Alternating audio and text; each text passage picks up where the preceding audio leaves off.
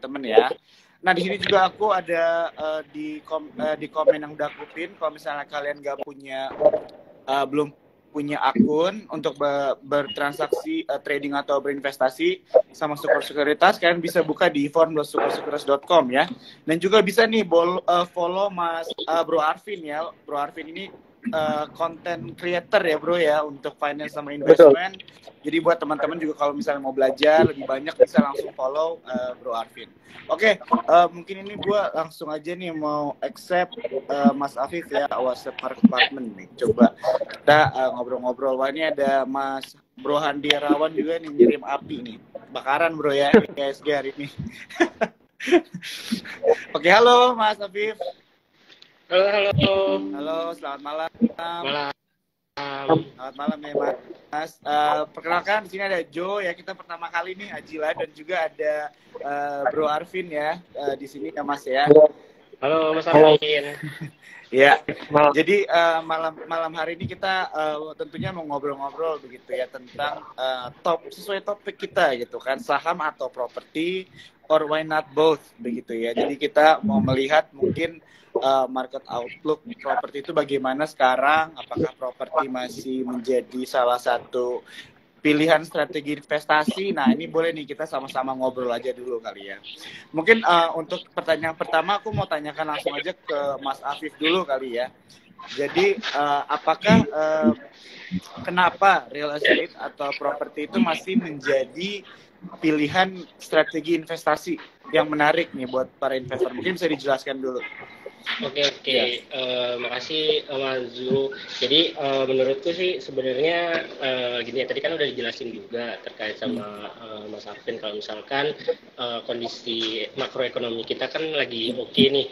Nah, cuman emang ada tergantung sih dari masing-masing orang gitu ya, mau milih portofolio yang mana nih. Nah, menurutku kalau dari sisi orang yang milih portofolio untuk investasi di properti, itu tuh mungkin dilihat dari sisi resikonya. Nah, di mana investasi properti sendiri itu merupakan salah satu instrumen investasi yang cukup aman di tengah, baik itu di tengah kondisi makro yang kemarin dari 2020 kemudian 2021 sampai 2022 itu sedikit gonjang-ganjing tuh akibat ada COVID, terus juga terkait sama isu yang resesi, terus juga terkait sama yang isu perang dagang, perang Rusia.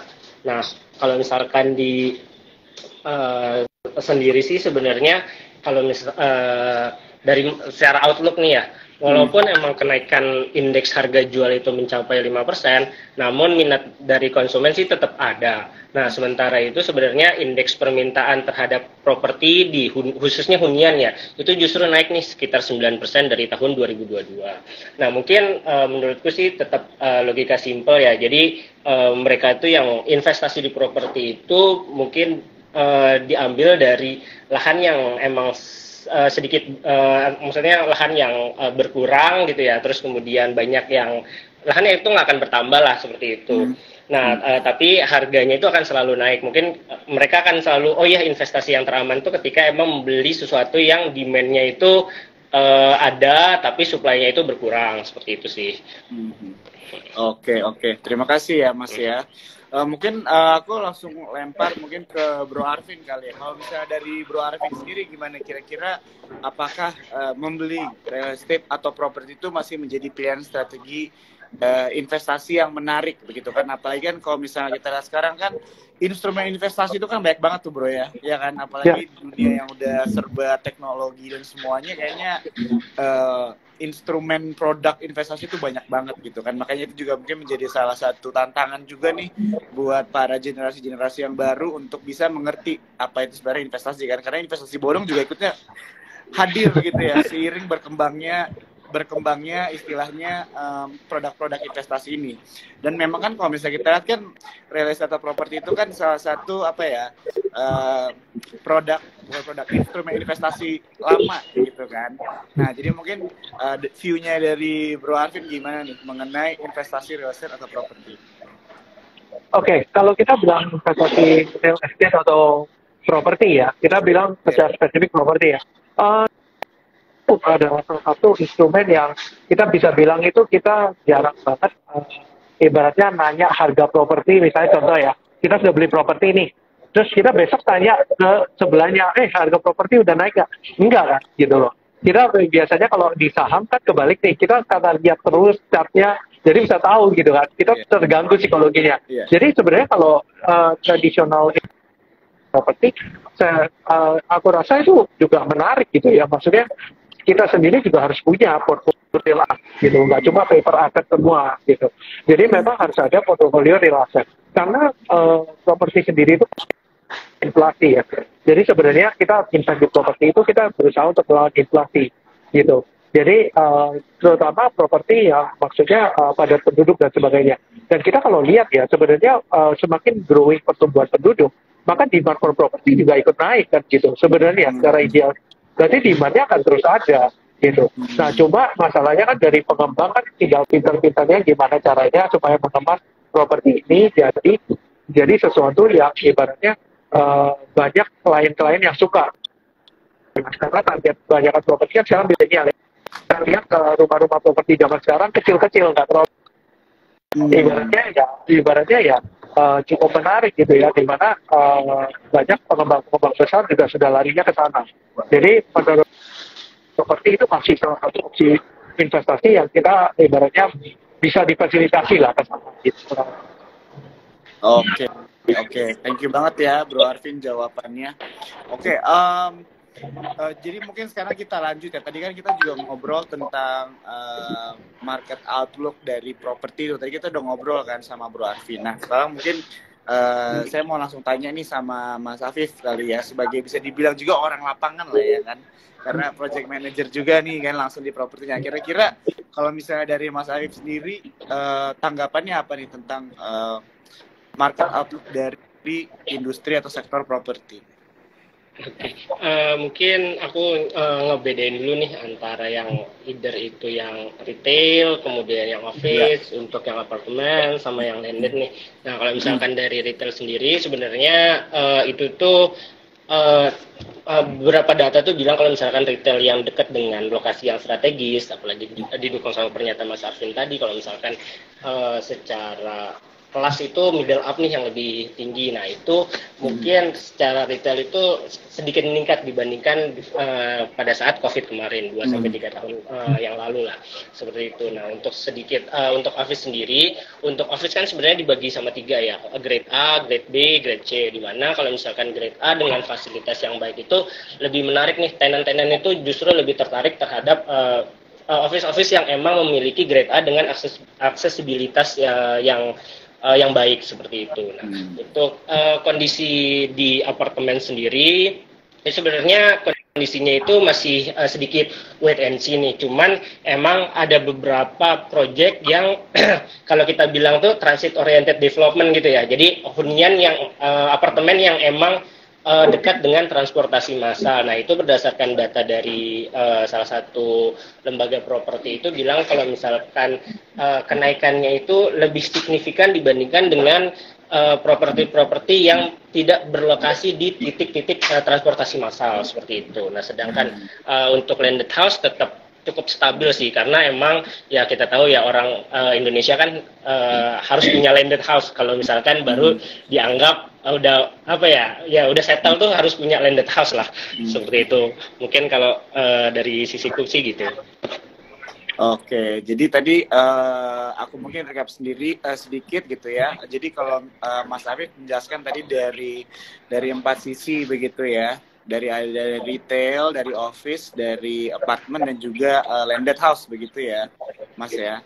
Oke. Kalau misalnya mungkin aku bisa lempar ke Bro Arvin sendiri tanggapannya, mungkin kalau misalnya ada yang mau ditambahin sedikit, bagaimana melihat outlook marketnya mungkin properti, apalagi setelah tadi udah dijelaskan sama Mas Afif juga.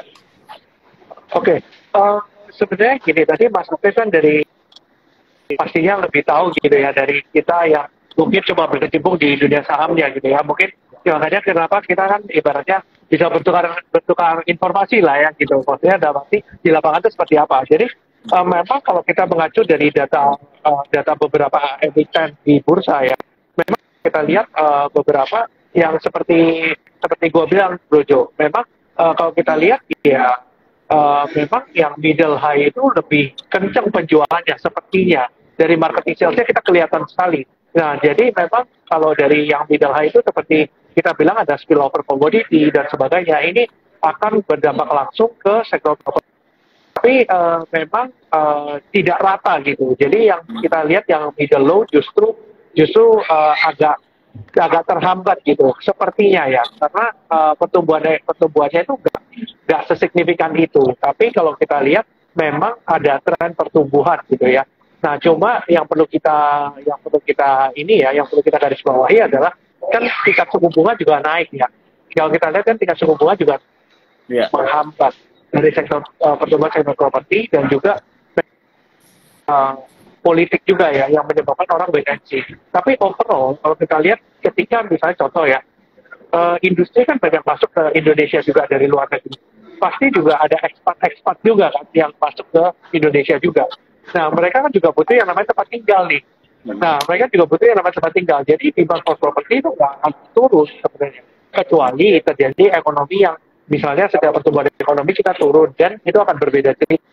Kalau kita lihat power ekonomi masih sangat strong. Jadi kemungkinan untuk properti ini demand growth-nya masih naik, menurutku masih possible untuk saat ini. Ya. Oke, thank you banget ya, Bro Arvin. Mungkin kalau misalnya kita lanjutin lagi nih pertanyaan kita, soalnya udah lumayan ada beberapa banyak pertanyaan. Jadi untuk sampai kita ke mereka, mungkin ada di sini pertanyaan-pertanyaan yang kita selesaikan dulu kali ya. Mungkin aku langsung aja nanya sama Mas Afif ya. Jadi kan tadi yang seperti udah kita bahas juga, memang properti itu bisa selalu menjadi pilihan investasi bagi generasi lama gitu ya. Karena mungkin dulu mungkin lebih murah kali ya beli rumah gitu kan daripada sekarang begitu kan. Nah, tapi kalau misalnya dengan keadaan sekarang begitu ya, apakah sektor properti ini masih tetap bisa menjadi pilihan buat generasi-generasi yang baru, generasi-generasi yang lebih muda? Mungkin bisa dijelaskan? Oke, sebenarnya aku mungkin balik lagi sih ke taste yang tadi aku bilang ke masing-masing orang. Tapi secara prinsip tuh mungkin balik lagi, jangan don't put the whole eggs in one basket gitu ya. Nah, sebenarnya kan ada berbagai gitu ya instrumen investasi, dari itu saham, itu obligasi atau derivatif lainnya, ataupun investasi-investasi yang emang investasi lama nih seperti emas ataupun properti. Nah, cuman ya tadi kalau misalkan dari sisi properti sendiri itu investasinya yang mungkin cenderung yang lebih aman, lebih tenang, lebih bisa tidur lah seperti itu. Nah, kalau misalkan saham kan ataupun kalau obligasi mungkin lebih tenang ya. Kalau saham kan kalau nyolek dikit, lu udah dapat bagger belum? Gitu kan? Nah, iya. Nah, itu kan lebih psikologis lah, main psikologis. Nah, gitu sih mungkin dari aku. Jadi balik lagi ke taste masing-masing. Kalau misalkan, tapi ya tetap sesuai sama prinsip, jangan naruh uang di dalam satu basket seperti itu sih. Ya. Oke. Mungkin kalau thank you ya Mas Afif ya. Kalau misalnya dari Bro Arvin sendiri gimana nih kalau misalnya melihat sektor investasi properti? Kalau misalnya kita masukin ke dalam portfolio investasi, pembagiannya gimana? Atau mungkin tantangannya apa nih buat anak-anak muda, bagaimana mereka cara membeli atau enggak mulai berinvestasi properti itu, kira-kira ada nggak ya jalannya atau gimana tuh? Oke, kalau kita bilang properti sendiri kan memang properti itu bukan aset yang ibaratnya kayak saham gitu ya. Kita bisa start di saham. Properti itu yang let's say kita ngomong BSDE aja yang cukup besar ya di bursa kita, itu harga Rp1.000 per lembar. Berarti kita kalau mau beli satu lot itu cuma 100.000. Tapi mahal banget ya, agak tinggi lah. Kita bilang capital yang dikeluarkan sangat tinggi.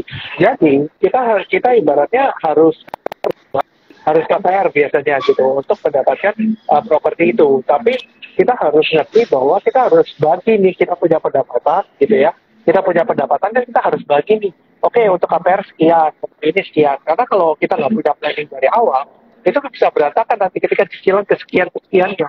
Jadi kita harus bahwa seberapa mampu sih kita beli properti, dan kita harus ukur juga, properti yang jenis apa yang menarik untuk kita investasikan. Dan tentu aja tentu aja properti yang menarik yang diinvestasikan adalah lokasi yang strategis. Tadi Mas Afri juga sampaikan gitu ya, public transport gitu. Itu akan menarik untuk diinvestasikan gitu. Jadi menurut pribadi dan segi properti ya sama gitu ya. Don't put all the eggs in one basket karena meskipun aku pun investasi saham properti, ya kenapa nggak punya properti real asetnya juga gitu loh, gitu. Karena juga maksudnya dengan beli saham properti, kita berarti yakin bahwa prospek properti ke depan kan baik. Nah, kenapa kita nggak beli propertinya juga kan gitu?